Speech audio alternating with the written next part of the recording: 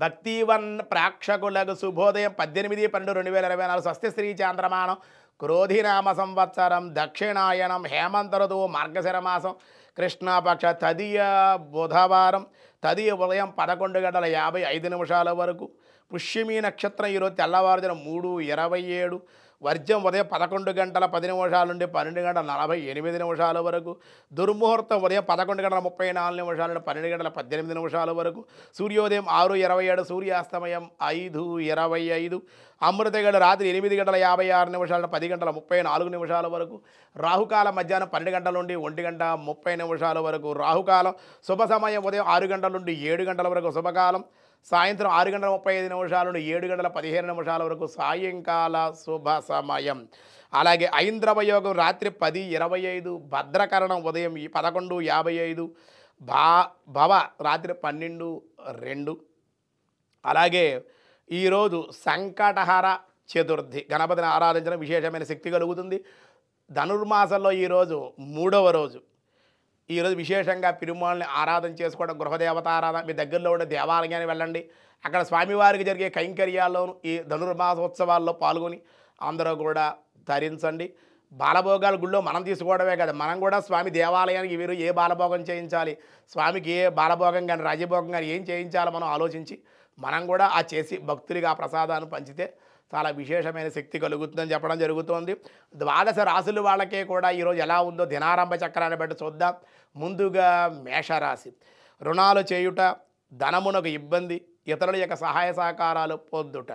వృషభ రాశి, ప్రభుత్వ సహాయం అందుట, ఖర్చులు అధిక అనవసర ప్రయాణాలు ఖర్చులు.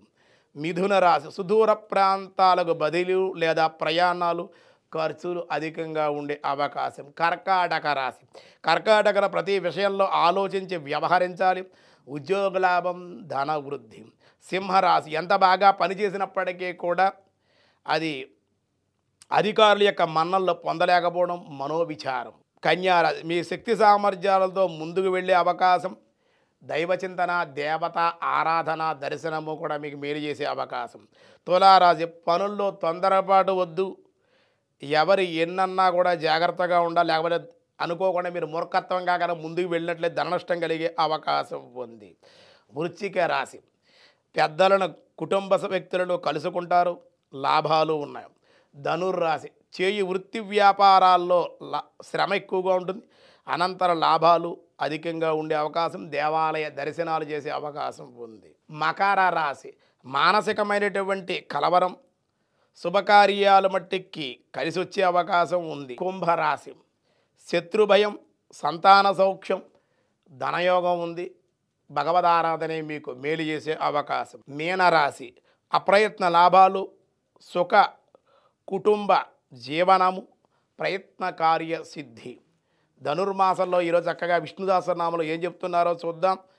వ్యాసాయ విష్ణు రూపాయ వ్యాసరూపాయ విష్ణవే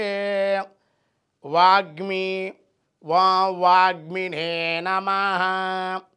వేదవాణి వికసింపజేసేవాడు అయిన పుణ్య వాంజ్మయాల స్వరూపుడు సకల శాస్త్రములను ఆ దివ్యమూర్తి గురించి అన్వేషించును. ఆ పుణ్యనామాలు స్వాధ్యాయజ్ఞం గురించి తెలుపుచున్నది. వాచకయే రభేద అన్నట్లుగా